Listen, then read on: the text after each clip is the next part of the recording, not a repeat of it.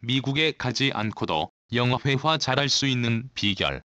오래전에 쓰여진 글이지만 영어 회화 능력을 향상시키기 위해 영어를 어떻게 배우고 익혀야 하는지에 대해 지금 읽어도 좋은 글이라고 생각되어 정리해 보았습니다. 다음은 이찬승 선생님의 미국에 가지 않고도 영어를 잘할 수 있는 길에 나오는 일부 내용입니다. 꼭 천천히 생각하며 읽어보시고 메모한 후 실천해보세요. 영어권 국가에 간다고 영어를 잘할 수 있게 되는 것은 아니다. 미국에 가더라도 홈스테이 등의 특별한 경우가 아니면 원어민과 말할 기회가 정말 적다. 주로 같은 클래스의 대만 학생, 남미 학생, 일본 학생들과 영어로 대화를 나눌 뿐이다. 아직 말을 할 준비가 안 된 사람이 무작정 어학연수를 떠난다면 좌절만 느끼고 돌아올 가능성도 크다. 영어 회화를 잘할 수 있느냐, 없느냐는 크게 두 가지 문제로 귀착된다. 하나는 입력의 양과 질에 관한 것이고, 다른 하나는 입력된 것을 얼마나 실제적인 의사소통 상황에서 사용, 즉 출력해 보았느냐이다. 지금까지 대부분의 한국인들의 입력의 양과 질을 살펴보면 영어를 잘 못할 수밖에 없다. 어린이가 말을 할 수 있는 연령인 만 3살이 되기까지의 입력의 양은 무려 3000시간에 달한다. 이것도 단순한 3000시간이 아니다. 절실한 의사소통의 동기를 가지고 실제적인 언어 사용 환경 속에서 입력을 쌓고 엄마의 말을 따라 끊임없이 입을 놀려 반복 연습하지 않았는가. 즉 입력의 질이 지금까지 대부분의 한국인들이 영어 공부를 해온 방식과는 너무 다르다. 기계적인 반복 연습은 대부분 단기 기억 속에 저장되어 있다가 머지않아 사라지고 만다. 자신의 견해가 들어가지 않은 앵무새와 같은 반복은 며칠 후 보는 시험에서 정답을 찾는데 도움이 될 뿐이며 유창하게 말을 할 수 있는 능력은 길러주지 못한다. 출력의 경우를 보자. 입력된 언어 정보는 자주 꺼내서 말을 해보지 않으면 역시 소용이 없다.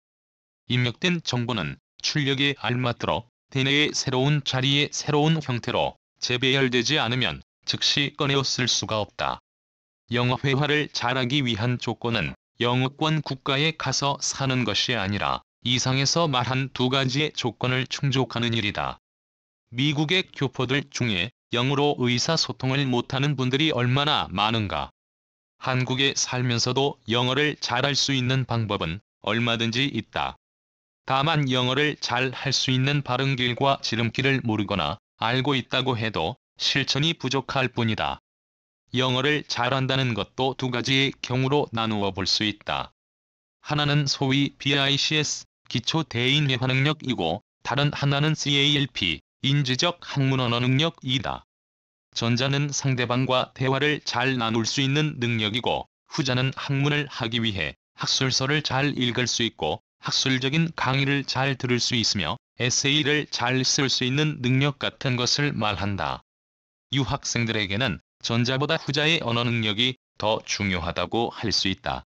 다수의 사람들이 기초 대인 회화 능력에 더 관심이 많으므로 이 능력을 갖추는 효과적인 방법을 생각해 보기로 한다. 우선 원어민의 언어 환경이 영어를 잘할 수 있는 최선의 길이라는 것에는 누구나 동의를 할 것 같다. 그렇다면 문제는 한국에 어떻게 모국어 환경을 만들 것인가로 귀착된다. 1. 입력을 늘리는 방법. 우선 의사소통에 필요한 기본적인 표현들과 용법을 아는 것이 급선무다.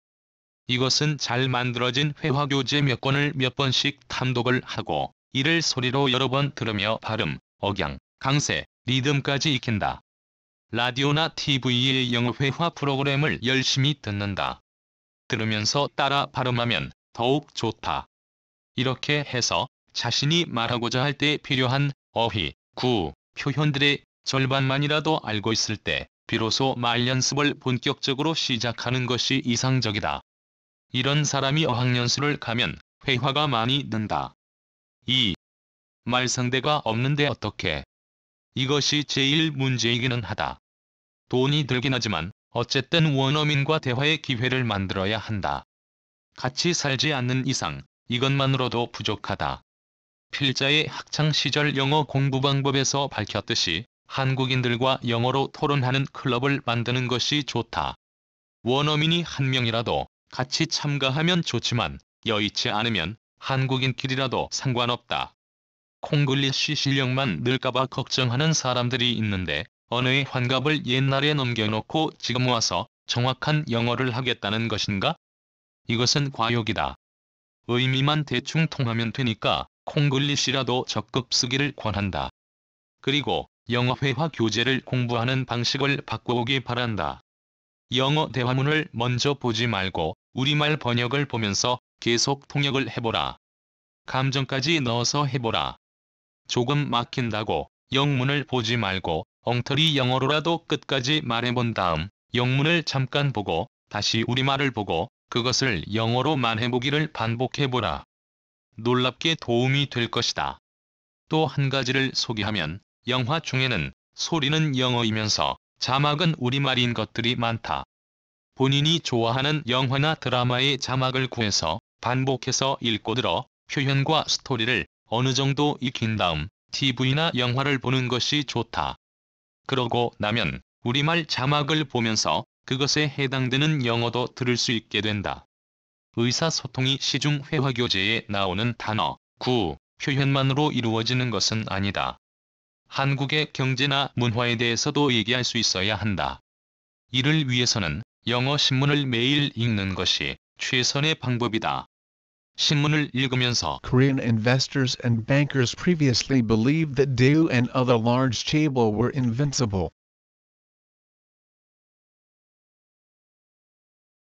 이라는 표현을 읽었다면 아, 대마불사를 이렇게 표현하는구나라고 깨달으며 노트에 우리말 영어순으로 기록해두고 두세 번 복습한다. 다시 한번 강조해두지만 기계적인 반복이나 암기만으로는 영어 회화를 잘 할 수 없다.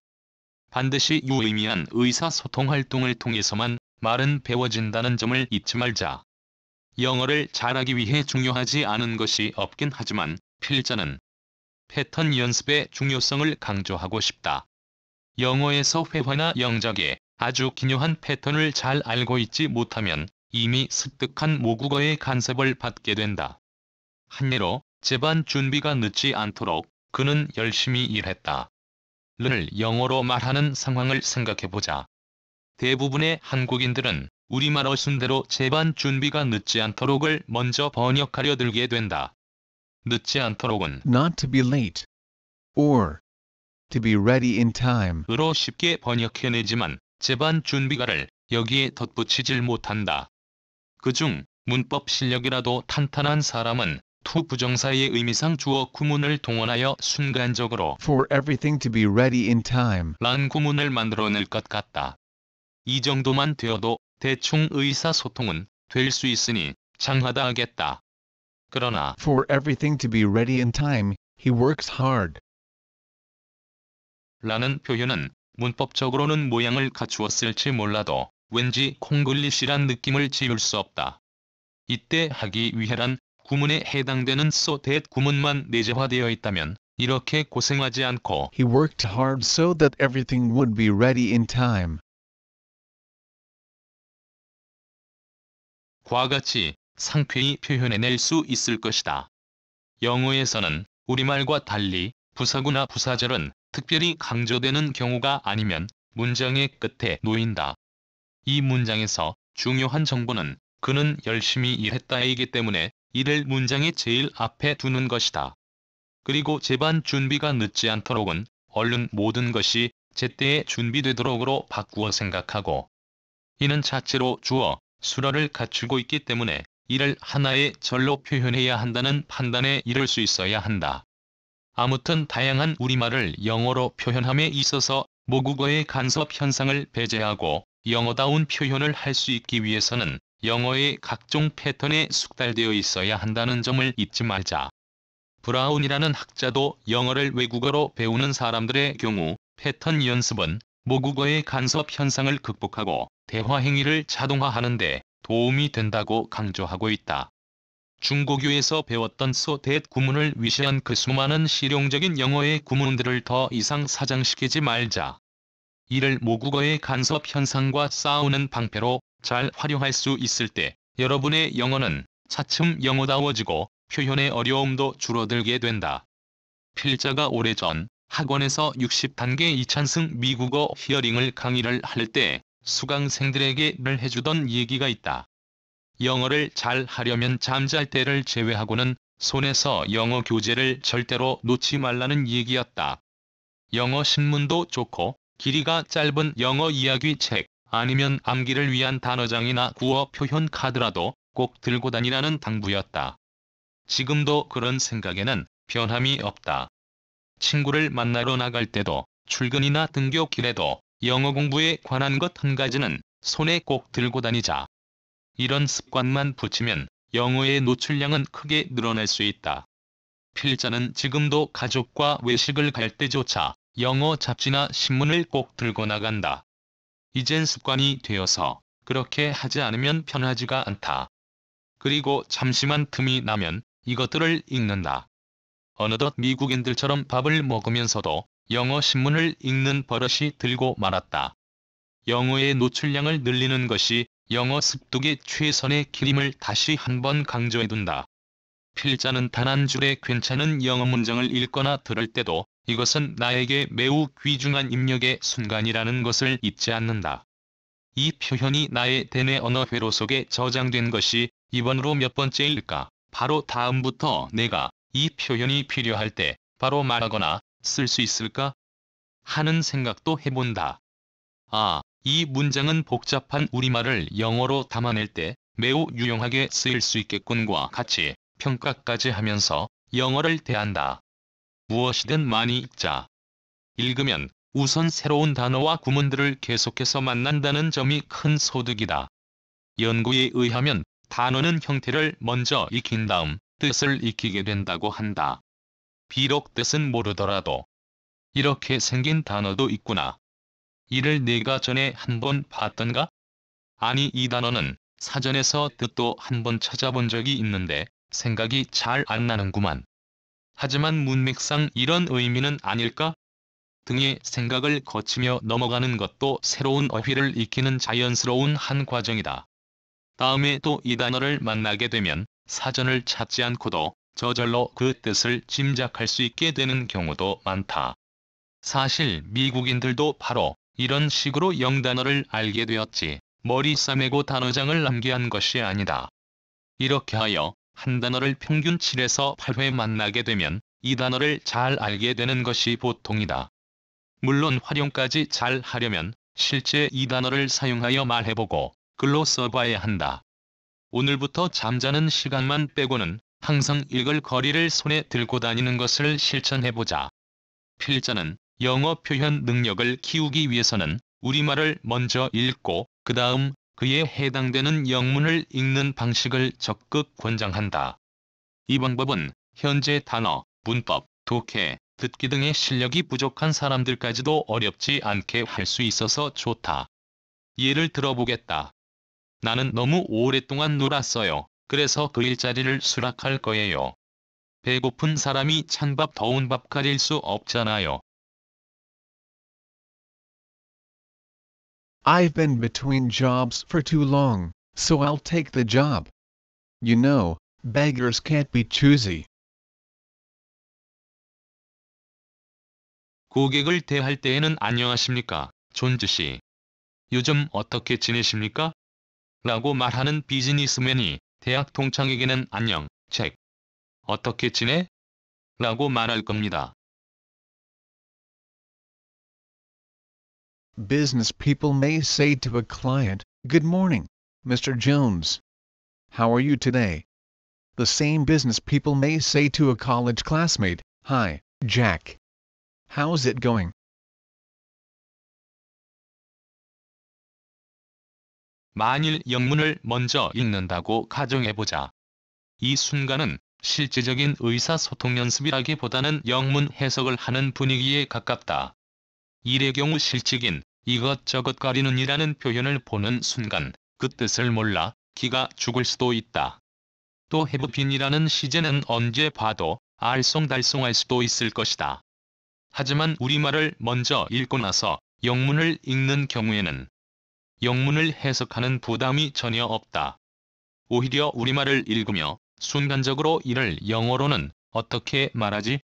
하는 의문을 가지게 되니까 이는 실제의 의사소통 활동과 매우 유사해진다. 또 이어지는 영문의 표현에 대해 주의의 강도가 매우 높아져 기억도 잘 된다. 게다가 우리말과 영문의 대조를 통해 오랫동안 했다가 have been이란 시제로 표현되고 실적인 이것저것 가리는 이란 새로운 어휘의 뜻도 쉽게 짐작할 수 있다. 오늘부터 이렇게 기존의 방법과 다르게 거꾸로 공부해보자. 영어의 기초가 부족한 사람도 매우 편한 마음으로 영어를 익힐 수 있으니 얼마나 좋은가. 영어를 모국어나 제2외국어로 배우는 사람들은 모국어의 개입 없이 학습하는 것이 효율적이지만 우리나라처럼 영어가 외국어인 환경에서는 이러한 방법도 매우 효과적이다. 지금까지 말씀드린 내용을 요약해보면 영어 회화를 잘할 수 있느냐, 없느냐는 크게 두 가지 문제로 귀착된다. 하나는 입력의 양과 질에 관한 것이고 다른 하나는 입력된 것을 얼마나 실제적인 의사소통 상황에서 사용, 즉 출력해 보았느냐이다. 1. 입력을 늘리는 방법. 영어 회화 교재나 프로그램을 이용하여 의사소통에 필요한 기본적인 표현들과 용법, 즉 발음, 억양, 강세, 리듬까지 익힌다. 자신이 말하고자 할 때 필요한 어휘, 구, 표현들의 절반만이라도 알고 있을 때 비로소 말 연습을 본격적으로 시작하라. 2. 말 상대가 없는데 출력을 어떻게 한국인들과 영어로 토론하는 클럽을 만드는 것도 좋다. 의미만 통하면 되니까 콩글리시라도 적극 쓰기를 권한다. 영어 회화 교재를 공부하는 방식을 바꿔보기 바란다. 영어 대화문을 먼저 보지 말고 우리말 번역을 보면서 계속 통역을 해보라. 놀랍게 도움이 될 것이다. 본인이 좋아하는 영화나 드라마의 자막을 구해서 반복해서 읽고 들어 표현과 스토리를 어느 정도 익힌 다음 TV나 영화를 보는 것이 좋다. 영어 신문을 매일 읽는 것이 입력을 위한 최선의 방법이다. 문형 연습, 패턴 연습이 중요하다. 다양한 우리말을 영어로 표현함에 있어서 모국어의 간섭 현상을 배제하고 영어다운 표현을 할 수 있기 위해서는 영어의 각종 패턴에 숙달되어 있어야 한다. 영어를 잘 하려면 잠잘 때를 제외하고는 손에서 영어 교재를 절대로 놓지 말라. 영어의 노출량을 늘리는 것이 영어 습득의 최선의 길이다. 무엇이든 많이 읽으면 새로운 단어와 구문들을 계속해서 자주 만나게 되고 사전을 찾지 않고도 저절로 그 뜻을 짐작할 수 있다. 영어 표현 능력을 키우기 위해서는 우리말을 먼저 읽고 그 다음 그에 해당되는 영문을 읽는 방식을 적극 권장한다. 이렇게 하면 다음과 같은 장점이 많다. 영문을 해석하는 부담이 전혀 없다. 실제의 의사소통 활동과 매우 유사해진다. 영문 표현에 대해 집중이 높아져 기억도 잘 된다. 우리말과 영문 대조를 통해 영어 표현과 뜻을 짐작할 수 있다.